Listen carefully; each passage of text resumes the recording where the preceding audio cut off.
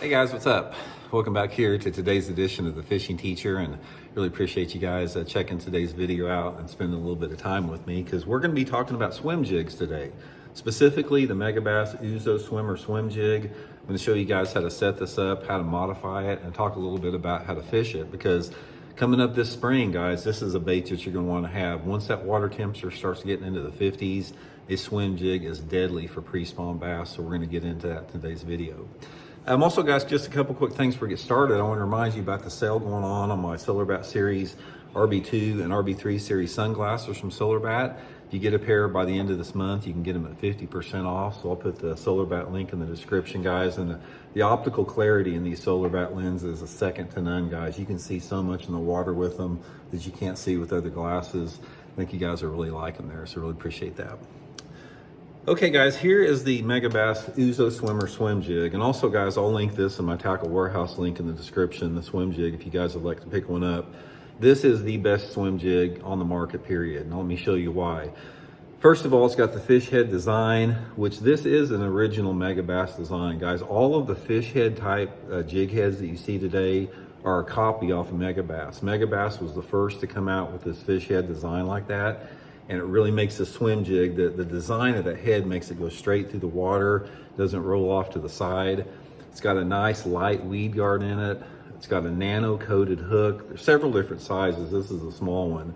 And it's got a really, really cool keeper on here. It's got a nylon keeper that just keeps your soft plastics on the hook better than anything. And then also, it's got a blade on the bottom for an added strike attractor.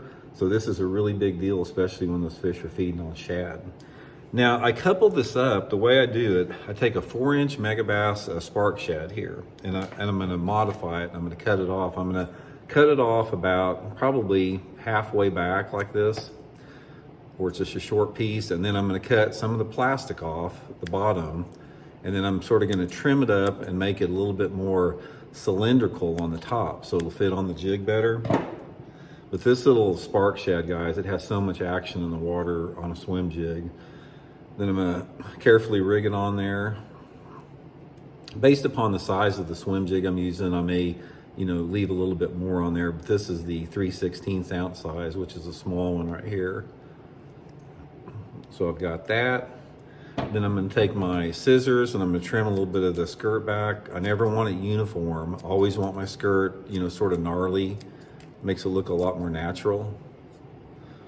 So that is my swim jig setup. Look at that little tidbit there, guys. That looks exactly like a little shad in the water. A little bitty tiny tidbit there.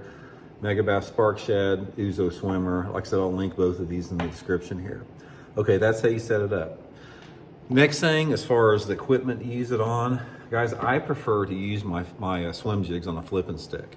The reason I like to use the swim jig on a flipping stick is simply because you can flip it and pitch it. You can take a swim jig with a flipping and pitching stick and you can get it in tight places, underneath the places that you really can't with a different type of rod. And also, this flipping stick will give you more power on the hook set. You can take up more line on the hook set. I just really prefer the flipping stick to throw them on. And normally I'm throwing it on anywhere between 15 to 20 pound test Seaguar and VizX line, depending upon the weight of the swim jig.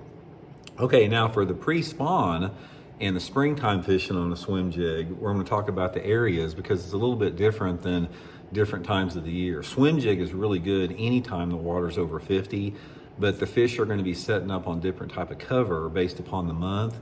But in the pre-spawn, which I want to talk about for today's swim jig, when the water temperature's in the 50s, this is when you want to concentrate around shallow targets that are in the major creek arms, especially the shallow targets that are on flat banks. Now, the shallow targets are just completely dependent upon what cover you have in your lake. You may, if you fish a lake like Ross Barnett in Mississippi, it could be lily pads or shallow grass.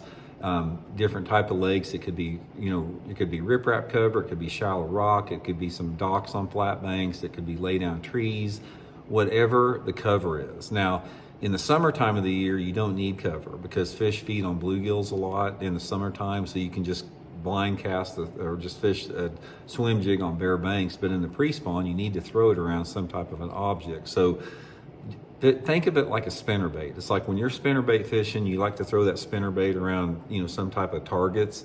Do the same thing with the swim jig.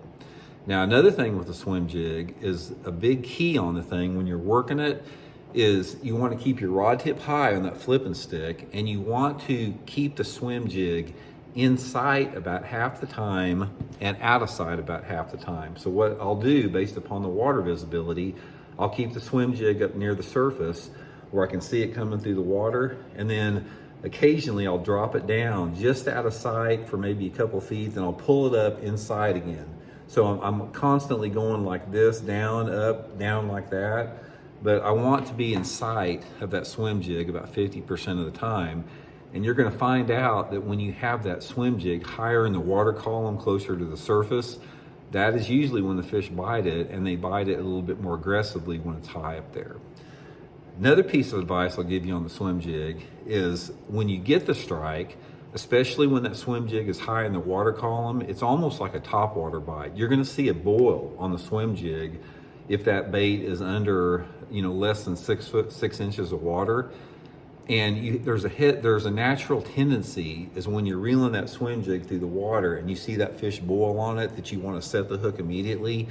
You don't want to do that on a swim jig or you're going to lose them. It's like expect the strike, and it's like you're reeling and all of a sudden you see a fish boil on it. Let the fish swim out for a couple, 3 or 4 feet with it. They're not going to drop it. Just let them swim a little bit and just start reeling into them. And you're going to land a lot more fish like that. Now, there's a lot of different color variations. It really just depends on the day and the water visibility.